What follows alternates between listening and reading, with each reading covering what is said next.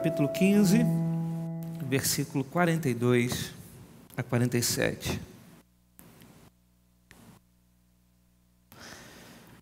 Diz assim a palavra do Senhor: Ao cair da tarde, por ser o dia da preparação, isto é, a véspera do sábado, José de Arimateia, ilustre membro do Sinédrio, que também esperava o reino de Deus, dirigiu-se ousadamente a Pilatos e pediu o corpo de Jesus. Mas Pilatos admirou-se de que ele já tivesse morrido, e tendo chamado o centurião, perguntou-lhe se havia muito que Jesus tinha morrido. Após certificar-se pela informação do comandante, cedeu o corpo a Jesus. Este, baixando o corpo da cruz, envolveu-o no lençol que tinha comprado e o depositou no túmulo que tinha sido aberto numa rocha. E rolou uma pedra para a entrada do túmulo. Maria Madalena e Maria, mãe de José, observaram onde ele foi posto. Amém, meus irmãos? Que o Senhor abençoe nosso coração à luz de sua palavra. Meus irmãos, quantas vezes nós nos deparamos com certas situações na vida em que a gente olha para certas circunstâncias e diz: a igreja, no nosso contexto, no contexto do Brasil e até mesmo no mundo, a igreja está esfriando-se, a igreja está apostatando.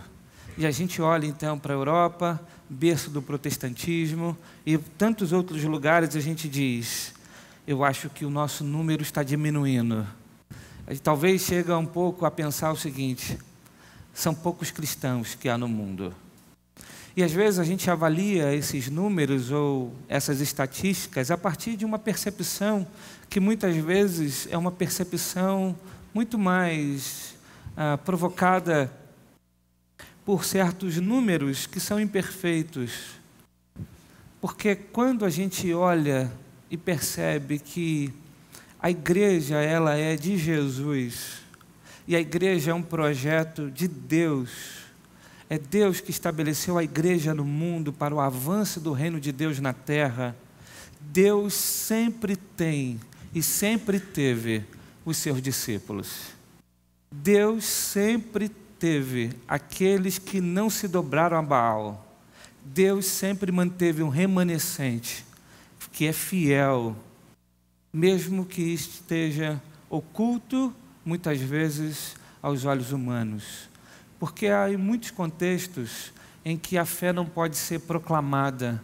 Há muitos contextos que a fé não pode ser admitida publicamente, porque há perseguição ideológica, há perseguição física, há muitos problemas para muitas pessoas que se assumem como cristãos. Portanto, o número de cristãos não é aquilo que a gente vê. Há uma igreja invisível que só Deus vê.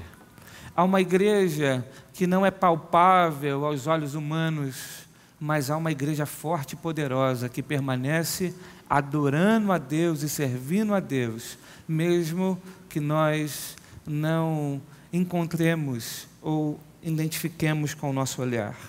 É mais ou menos isso que acontece aqui nesse texto. Jesus Cristo havia morrido na cruz, ele havia entregue a sua vida para cumprir o propósito redentivo do Pai. Ele entrega a sua vida nas mãos do Pai, entrega seu Espírito nas mãos do Pai, mostrando que ele tinha um domínio sobre a morte. E o texto vai mostrar para nós que Cristo então morre na cruz. Cristo morre na cruz numa sexta-feira, o dia da preparação. E por que o dia da preparação? Porque a sexta-feira é véspera do sábado. E sábado é um dia sagrado para os judeus. Por isso o texto fala de dia da preparação. Os judeus corriam para preparar todas as coisas antes do sábado, porque o sábado era o dia de guardar-se para o Senhor. Então eles não faziam absolutamente nada.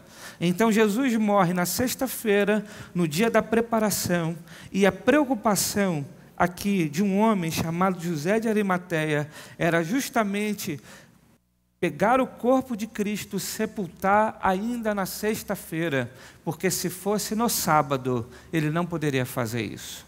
E aí, meus irmãos, então, a gente compreende que Jesus morreu em uma sexta-feira, no dia da preparação.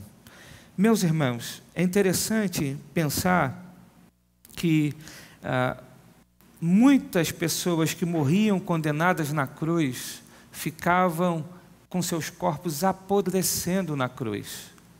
Há muitas pessoas que demoravam muito tempo para morrer. Por isso Pilatos questiona, será que de fato Jesus havia morrido? Tem pouco tempo essa questão da crucificação, será que ele havia morrido? Mas o centurião testemunha que sim. O centurião era aquele que estava acompanhando o cortejo, a ida de Cristo até o Calvário, até o Gólgota, e ele acompanhou todas aquelas coisas que aconteceram e cercaram a crucificação, ao ponto dele olhar e dizer, verdadeiramente este é o Filho de Deus. Esse homem, então, que foi testemunha da morte de Jesus, diz para Pilatos, não, Pilatos, de fato, Cristo morreu. Então Pilatos entrega o corpo de Jesus para ser sepultado. É interessante que na lei romana, meus irmãos, os criminosos que eram condenados à morte perdiam o direito até mesmo de serem enterrados. Por isso era comum os corpos daqueles que eram executados permanecerem por muito tempo apodrecendo na cruz. É interessante também compreender que o Império Romano, de vez em quando, com um certo ar de graça e de misericórdia, liberava corpos de criminosos quando era solicitado pela família. Mas se eles haviam cometido um crime, vamos dizer, pequeno, não um crime de rebelião contra o Império, ou um crime grave. Mas no caso de Jesus, ninguém pediu o corpo de Cristo. A família não procurou o império para pedir para sepultar. Os discípulos mais próximos não procuraram o Império Romano para pedir para sepultar o corpo de Jesus. Isso ficou a cargo de um homem chamado José de Arimateia. José de Arimateia, então, teve a coragem de se dirigir ao Império, a Pilatos, e pedir para sepultar o corpo de Jesus. E quem é José de Arimateia? Quem é esse homem que está aqui nesse texto? A Bíblia vai nos dar muitos indicativos de quem era José de Arimateia. O texto aqui diz que ele era um ilustre membro do Sinédrio, que também esperava o reino de Deus. Então temos duas indicações de Marcos para nós, de quem era José de Arimateia. Três. Ele é José de Arimateia, que significa que ele é da cidade de Arimateia, uma cidade judia. Portanto, ele é da cidade de Arimateia, era membro ilustre do Sinédrio. Sinédrio, uma espécie de corpo de líderes que cuidavam da religião judaica.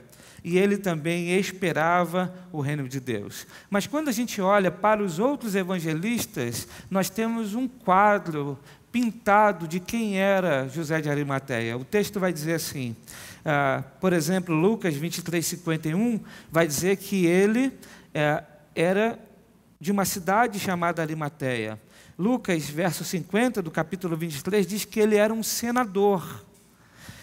Marcos diz que ele é ilustre membro do Sinédrio, mas Lucas, ainda no verso 51, diz que, embora ele fosse membro do Sinédrio, ele não havia consentido com a decisão do Sinédrio de crucificar Jesus.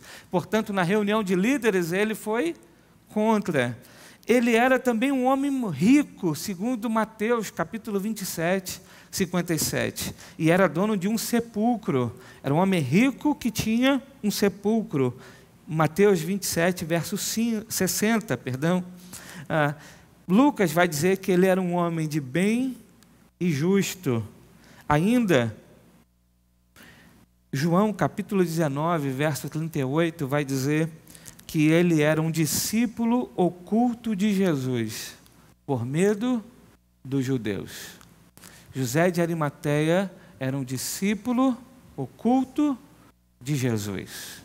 Era um homem que teve o seu coração tocado pelo ministério de Cristo, mas permaneceu em silêncio por conta da sua posição, permaneceu em silêncio ainda como líder religioso, permaneceu em silêncio ainda diante das suas atribuições como um político.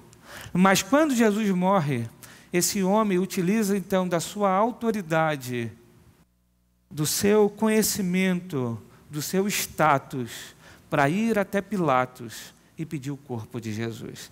E é interessante, meus irmãos, pensar que alguém com o perfil de José cria em Jesus.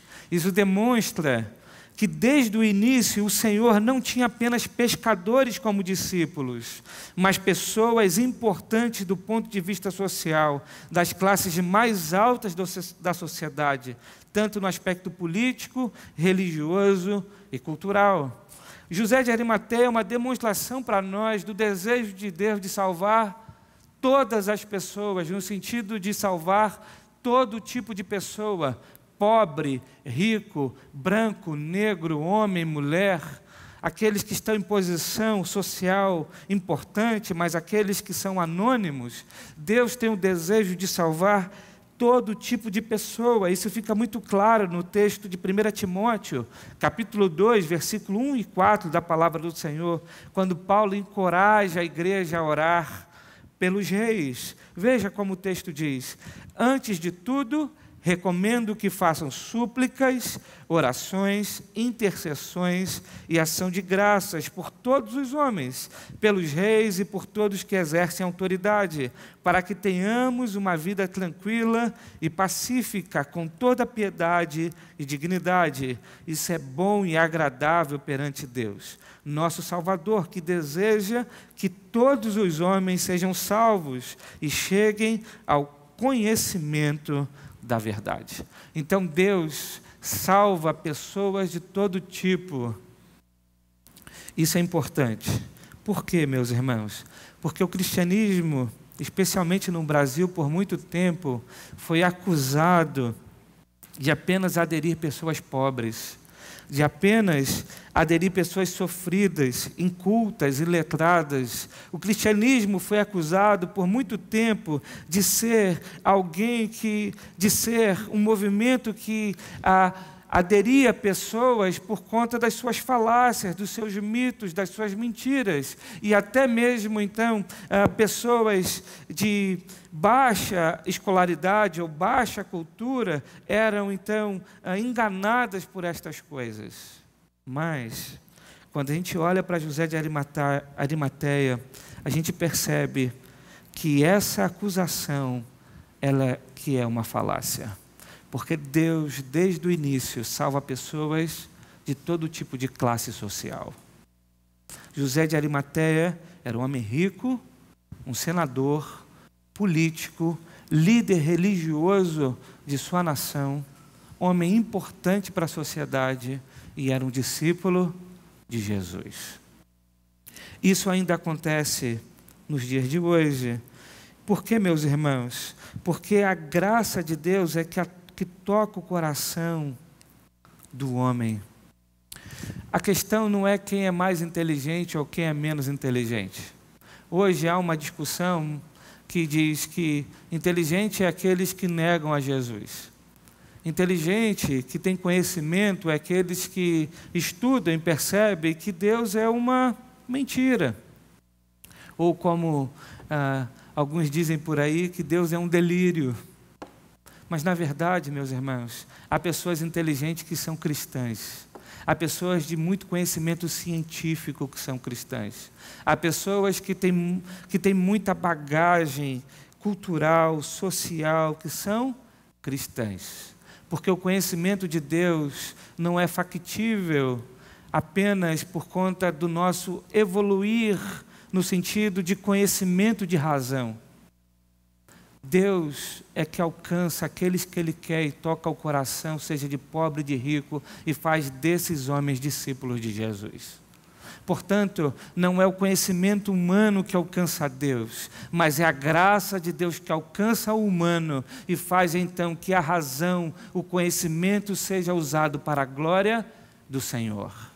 Deus alcança pessoas de tudo quanto é tipo e faz com que essas pessoas sejam usadas para a glória de Deus. Meus irmãos, que mero engano daqueles que pensam assim. Deus é real, vivo e verdadeiro e só pode ser crido, visto e experimentado a partir do toque da graça. A divindade habita em luz inacessível e o conhecimento humano não é capaz de alcançá-lo. Por isso, apenas quando Deus toca o nosso coração e desvenda os nossos olhos, seremos capazes de contemplar, crer e viver a realidade de Deus.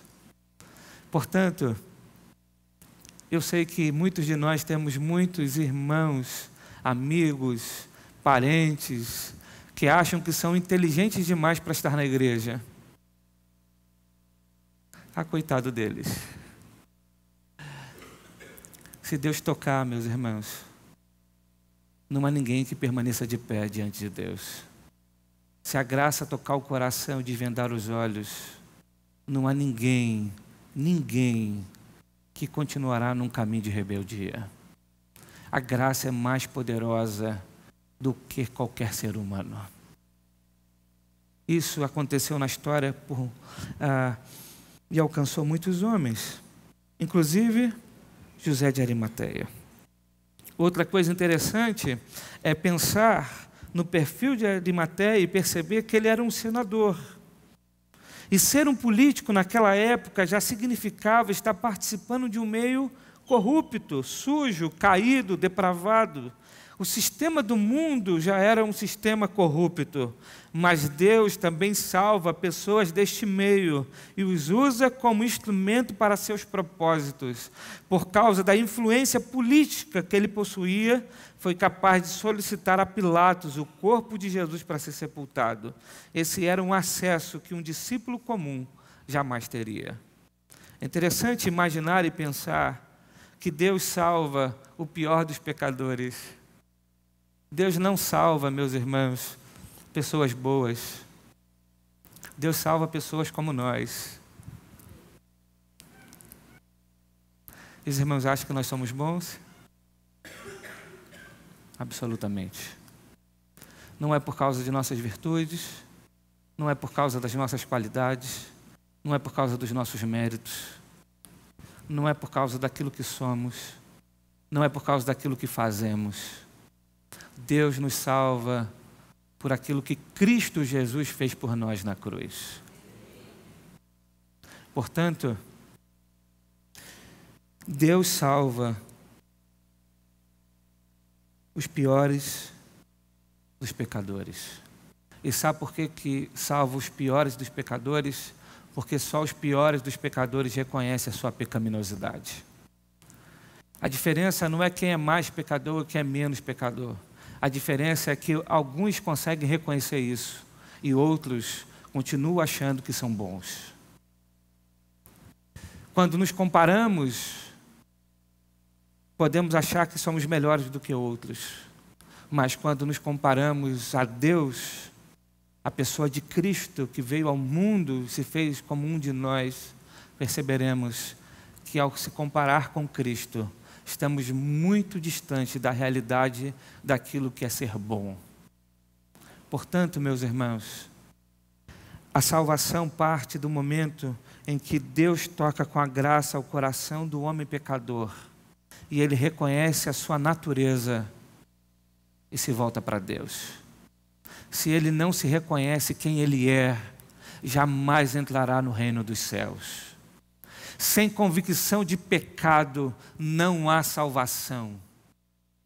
Sem convicção da nossa natureza caída, não há resposta para a graça. Sem convicção do que de fato somos e do que de fato fizemos contra Deus, não há salvação. E é extraordinário pensar que de um texto para o outro, Deus salva um ladrão na cruz, vimos isso semana passada, alguém que não fez absolutamente nada para merecer salvação. É a prova cabal que a salvação não é por mérito humano. Mas ao mesmo tempo que a Bíblia diz que Deus salva um ladrão na cruz, Ele salva um homem como José de Arimateia, um senador, um homem importante para a sociedade da época. Isso mostra para nós que não depende do ser humano, mas depende da graça de Deus. Ah, meus irmãos, como isso conforta o meu coração. Já disse isso para os irmãos, como isso conforta o meu coração. Há muitas pessoas que eu amo demais que não são cristãs. Tenho irmãos que não são cristãos. Tenho parentes que não são cristãos. Amigos que não são cristãos. Graças a Deus que não depende deles. Graças a Deus. Porque se dependesse deles, eu perderia a minha esperança. Mas eu sei que Deus é poderoso para quebrar todo e qualquer coração. Deus é poderoso, a palavra de Deus é poderosa para quebrar todo e qualquer coração. E isso aconteceu na vida de José de Arimateia. Mas, meus irmãos, o que mais me salta aos olhos é saber que José de Arimateia era um discípulo oculto de Jesus. Por medo dos judeus, sua fé era uma fé silenciosa. Era um cristão, mas que não mostrava-se como um cristão.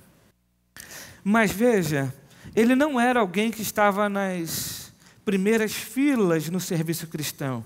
Não era um pregador, não tinha os holofotes da religião voltada para si, mas era um crente, um discípulo de Cristo, que tinha a fé e a esperança no reino de Deus, segundo Marcos capítulo 15, verso 43. Mas isso não significa, e a gente precisa fazer essa separação, que José de Arimateia não dava frutos de arrependimento. Pelo contrário, a Bíblia vai dizer que ele tinha uma fé que era demonstrada por características de alguém que se converteu a Jesus. A Bíblia vai dizer que ele era um homem de bem e justo. A Bíblia vai dizer que ele não concordou com o Sinédrio para crucificar a Cristo. A Bíblia vai dizer que ele era alguém que não era apegado às coisas materiais. Embora fosse rico, utilizou dos seus recursos para sepultar Jesus. A Bíblia, então, descreve José de Arimateia como alguém que dava frutos de uma vida que havia conhecido a Deus. Porque senão, meus irmãos, a gente pode achar, olhando para um caso de José de Arimateia, que a fé é um mero assentimento. O que significa? Que a fé é uma mera concordância. Há muitas pessoas que concordam com aquilo que falamos, que concordam com a palavra, que concordam que há um Deus, que concordam que Jesus veio ao mundo, que concordam na mensagem do Evangelho, que concordam com as coisas da igreja. Porém, concordar não é suficiente, porque uma fé viva e verdadeira, por mais que seja silenciosa, dará frutos de arrependimento. Frutos de que, de fato, a nossa vida foi uma vida que foi encontrada pela graça de Deus. Se não há frutos de arrependimento, meus irmãos, pode ser que o que haja na nossa mente é apenas uma concordância. Pastor prega, a gente diz, legal, é isso aí. Eu acho que é isso mesmo. Inclusive, vou ensinar até para o meu filho dentro de casa. É isso aí. Lembra o que o pastor disse? A Bíblia diz isso aqui, é isso aqui que é a verdade. E às vezes a gente concorda e vai concordando com o texto bíblico, mas é algo que está apenas na nossa mente, que não penetrou o nosso coração, ao ponto de não gerar frutos de arrependimento. Quantas pessoas que conhecemos que apenas concordam com o Evangelho, mas não se entregam a Jesus. O contexto de José de Arimateia era um contexto de perseguição religiosa. Ele era um discípulo oculto, porque ele não poderia, na posição que ele estava, demonstrar publicamente quem ele era, porque se fizesse assim, seria perseguido. Mas e nós, que vivemos talvez num contexto não de perseguição religiosa, por que temos tantas dificuldades de nos entregar para viver por Jesus? Será que quando a gente olha para o espelho da nossa vida, a gente consegue perceber que hoje nós somos mais parecidos com Cristo do que éramos 10 anos atrás, do que éramos 5 anos atrás? Ou será que o pecado que está dentro do nosso coração permanece?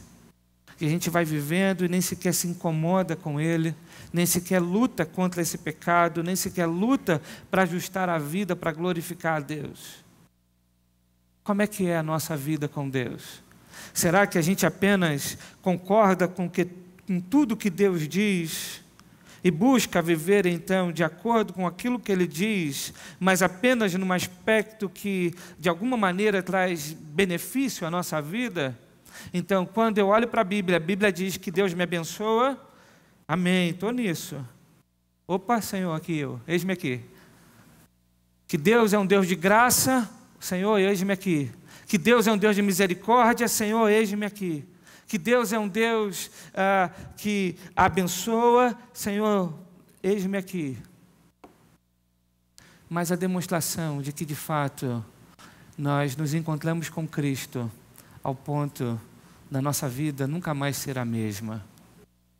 E a demonstração visível de que a graça de Deus nos alcançou e transformou a nossa vida para sermos, de fato, árvores que dão bons frutos.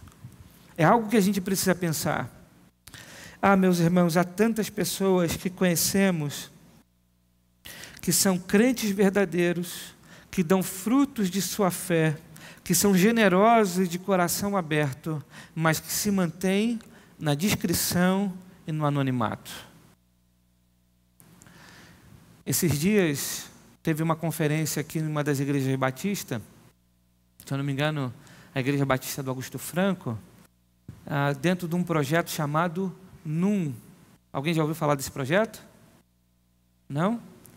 Já, ok. Veio um missionário pregar, eles não poderiam divulgar o seu nome, porque ele era um missionário que atuava em partes do mundo, que ele precisava viver em profundo anonimato, de uma forma oculta. Por quê? Porque senão ele poderia ser morto. Senão os seus filhos poderiam ser mortos. Há tantos cristãos que estão nesse mundo afora e vivem nesse contexto de perseguição. Estão anônimos, mas são homens e mulheres apaixonadas por Jesus. Não existe, talvez, uma igreja tão pulsante e poderosa do que a igreja da China, da Coreia do Norte. Cristãos que estão vivendo em países comunistas, que perseguem o cristianismo, mas ali eles permanecem firmes na sua fé, dando frutos de arrependimento. José de Arimateia era um homem que mostrou muita coragem ao pedir o corpo de Jesus para ser sepultado em sua própria propriedade. Meus irmãos, mas extraordinário no texto é que há um outro personagem, um outro discípulo oculto aqui. Veja, se o texto destaca algum outro discípulos, ele cita o nome das irmãs, mas não há ninguém que ele destaque como destacou José de Arimateia. Mas há um outro discípulo aqui, que é tão oculto que nem Marcos registra, e o nome dele é Nicodemos. Isso está registrado em outros textos dos evangelhos. João capítulo 19, por exemplo, versos 38 a 40, diz assim: depois disso, José de Arimateia pediu a Pilatos o corpo de Jesus. José era discípulo de Jesus, mas o era secretamente, porque tinha medo dos judeus. Com a permissão de Pilatos, veio e levou embora o corpo. Ele estava acompanhado de Nicodemos, aquele que antes tinha visitado Jesus à noite. Nicodemos levou cerca de 34 quilos de uma mistura de mirra e aloés. Tomando o corpo de Jesus, os dois o envolveram em faixas de linha, juntamente com as especiarias, de acordo com os costumes judaicos de sepultamento. Nicodemos estava aqui, um outro discípulo oculto de Jesus. Nicodemos era aquele homem que havia encontrado com Jesus à noite. Isso está registrado em João capítulo 3. Nicodemos também era membro do Sinédrio. Nicodemos era um mestre da lei. Nicodemos era um fariseu. E ele havia ficado impressionado com o ensino de Jesus e procurou Jesus à noite. Entretanto, Nicodemos não queria ser visto em público com Jesus. Ele foi discreto no seu encontro com o mestre dos mestres. E a partir deste encontro, o que temos, meus irmãos, é a revelação do versículo bíblico mais conhecido de toda a Bíblia. Qual é? Porque Deus tanto amou o mundo.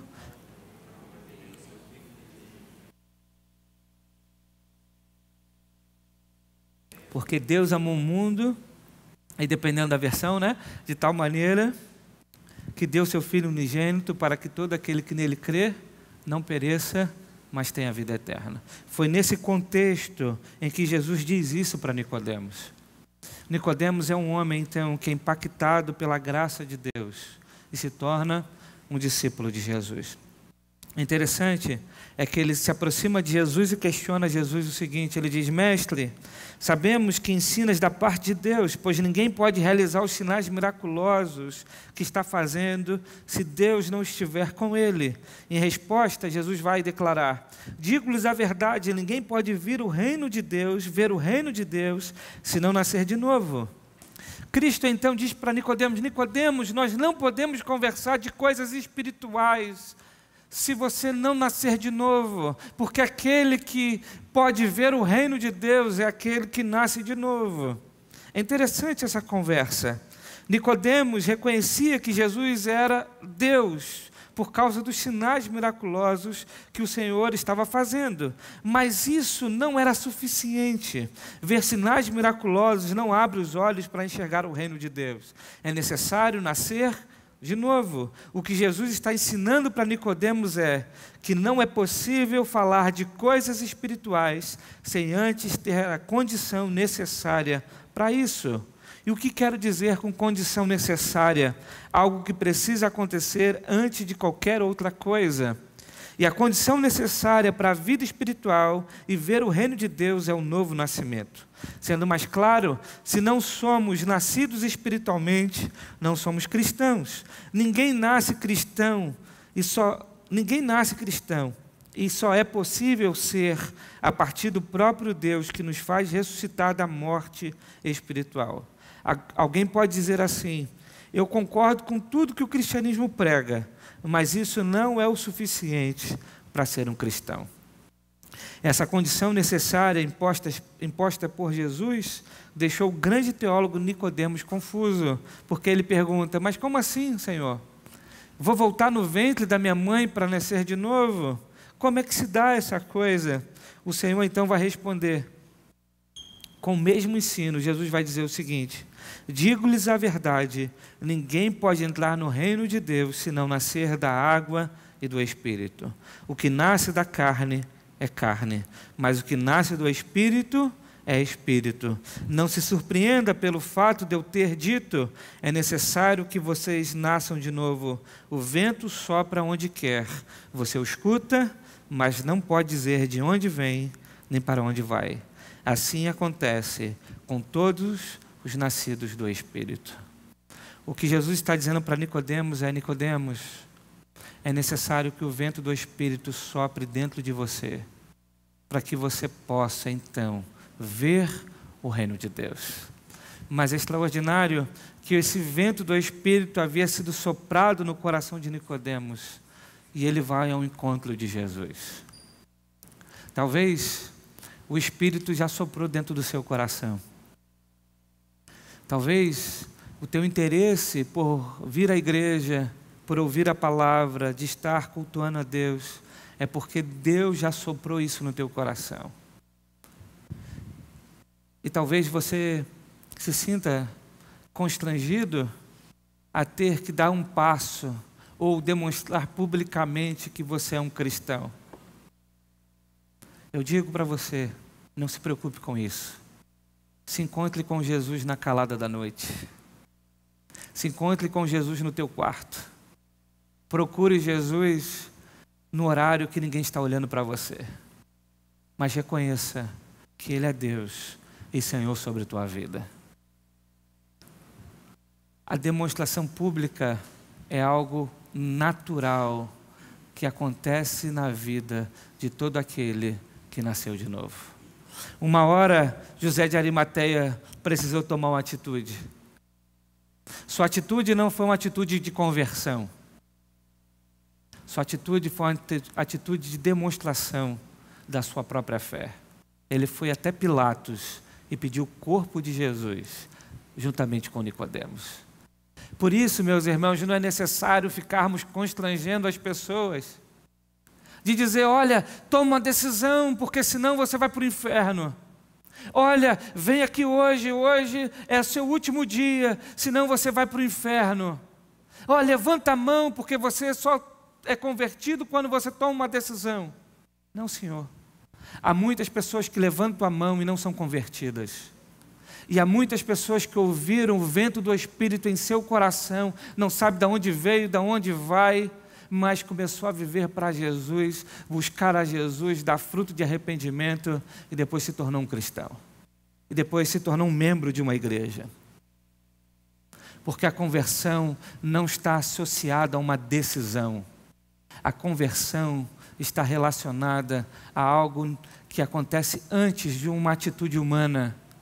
O toque da graça de Deus no coração. O vento sopra aonde Ele quer. E quando Ele sopra no coração de alguém, esse alguém busca Jesus e se encontra com Jesus. Isso aconteceu com Nicodemos. E Nicodemos, então, também estava com José de Arimateia. E os dois sepultam a Jesus. Isso é importante, meus irmãos, porque Nicodemos, Arimateia, juntamente com o soldado romano que reconheceu que Cristo de fato era o Filho de Deus, e mais as mulheres que são registradas aqui nesse texto, são testemunhas da morte de Jesus. Esse fato é fundamental historicamente e teologicamente, pois muitos duvidam que de fato Jesus morreu na cruz. O próprio Pilatos foi surpreendido com um pedido para enterrar o corpo de Jesus, pois ele considerou muito rápida a sua morte. Haja vista que muitos criminosos, quando crucificados, demoravam dias agonizando na cruz. Mas Cristo morreu e com isso pagou o preço dos nossos pecados. Há muitos que duvidam da morte de Jesus. Há muitas teorias por aí, né? Estilo aqueles filmes como Código da Vinci e tantos outros, que há uma teoria aí que Cristo não morreu, que Cristo foi não sei para onde, que casou, que teve filho e que não sei o quê. Isso é falácia, porque a palavra de Deus diz para nós que Cristo morreu na cruz. E se Cristo não tivesse morrido na cruz, em vão é a nossa fé, como diz Paulo em 1 Coríntios capítulo 15. Porque Cristo, para ter ressuscitado dos mortos, primeiro era necessário que Ele morresse. Cristo precisava morrer para pagar o preço do nosso pecado e vencer a morte. Se Cristo não morreu, nós estamos perdidos. Mas há provas testemunhais, documentais, que provam que Jesus Cristo morreu na cruz. Meus irmãos, quero fechar então a mensagem com algumas aplicações. A primeira delas, é necessário nascer de novo. É necessário nascer de novo. Você pode até ser um discípulo oculto, mas é necessário ter nascido de novo. Você pode ser até alguém que tem dificuldade momentânea de expressar a sua fé, de não conseguir compartilhar sua fé nos ambientes que você convive, mas é necessário nascer de novo. Não é necessário, não é suficiente apenas concordar, é necessário nascer de novo.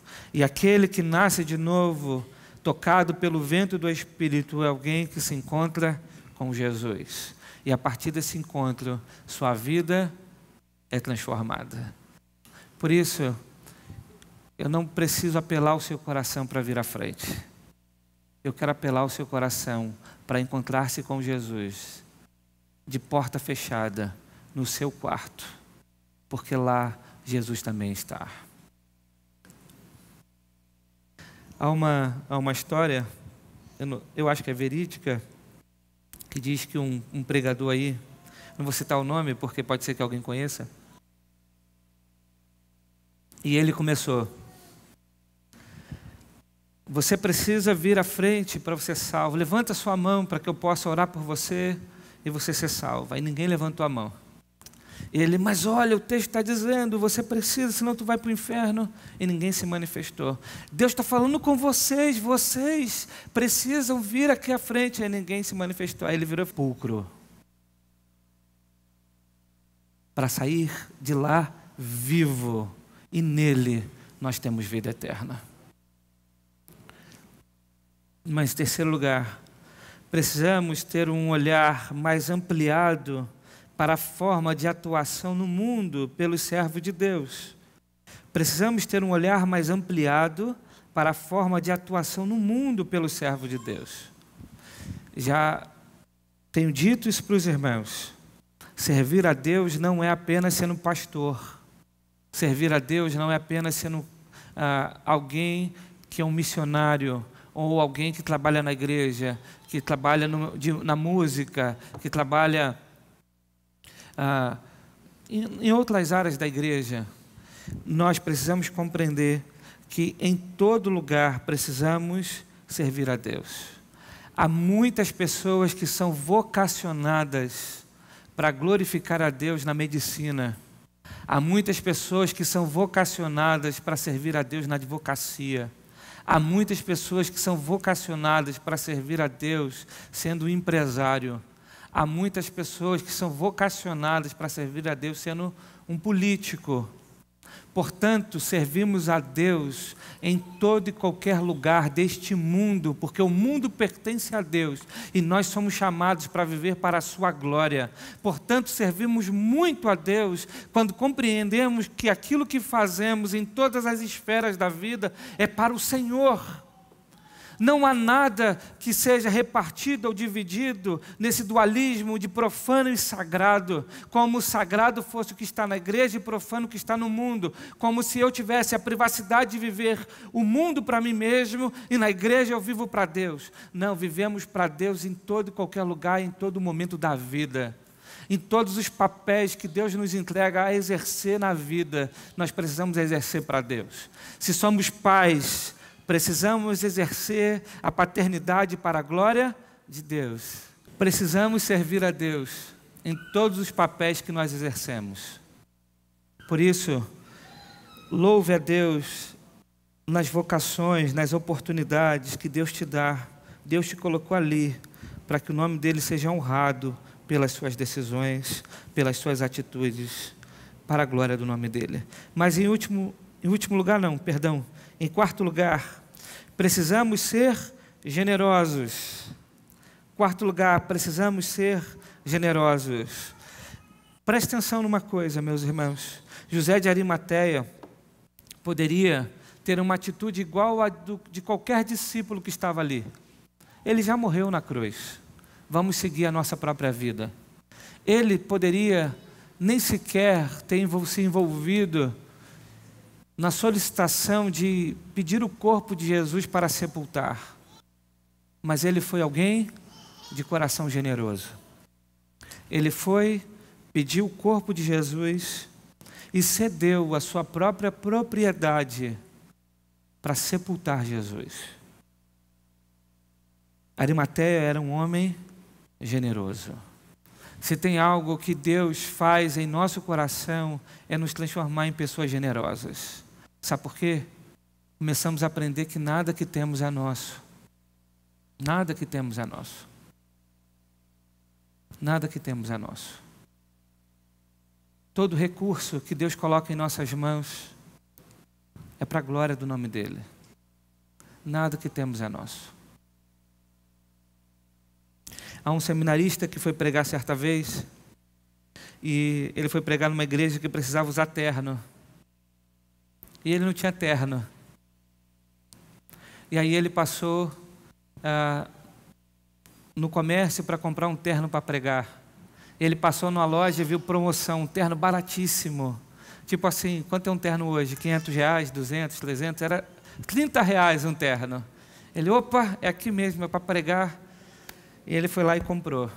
Ele botou o terno bonitão, com a gravata lá embaixo e tal. E veio para pregar. E quando ele começou a pregar, ele nervoso, queria achar o bolso. E não tinha bolso. Ele tentando achar o bolso da calça e não tinha bolso. O bolso do terno e não tinha bolso. E cadê o bolso? Não tinha. E ele incomodado com aquilo, terminou de pregar. No dia seguinte, ele voltou lá na loja. Eu comprei um terno na promoção, mas vocês me dão um terno sem bolso? E aí ele descobriu que aquele terno era um terno de defunto. Porque defunto não precisa de bolso. Para que ele precisa de bolsa? Não dá para levar nada. Por isso, meus irmãos, tudo que a gente conquista fica aí. Há muita gente que trabalha, constrói riqueza e depois morre. Aí vira um inferno para os filhos. Porque briga por causa de casa, por causa de bem, por causa de testamento, por causa de fortuna. Como diz Eclesiastes, todas essas coisas são vaidades.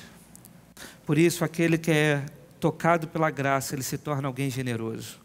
Mas, em quinto lugar, uma fé pode ser até silenciosa, desde que ela gere frutos de transformação. Uma fé pode ser até silenciosa, desde que ela gere frutos de transformação. Você pode não querer dizer para ninguém que você é tocado por Jesus e hoje é um cristão, mas sua esposa vai perceber que há algo diferente em você. O seu filho vai perceber que você agora é um pai diferente. O seu patrão vai perceber que agora você é um servo diferente. O seu empregado vai perceber que agora você é alguém diferente. Você pode não dizer para ninguém, mas a sua vida vai demonstrar que um poder sobrenatural tocou na sua mente e fez com que você enxergasse a vida por um outro olhar e por uma outra ótica. Portanto, você pode até ser um crente que não quer dizer para ninguém que é crente, mas a graça de Deus vai fazer com que você dê frutos de arrependimento. Mas, em último lugar, Jesus entrou no sepulcro morto e saiu dele vivo. Assim todos que nascerem de novo ressuscitarão para a vida, e a segunda morte não tem poder sobre eles. Jesus entrou no sepulcro morto, mas ao terceiro dia ressuscitou, para que a morte não tenha mais poder sobre nós. A segunda morte foi vencida. Morreremos uma vez, entraremos no sepulcro como Cristo entrou, mas de lá sairemos vivos, ressurretos, para viver eternamente com o Senhor. Essa é a nossa esperança e nada e ninguém pode tirar isso de nós.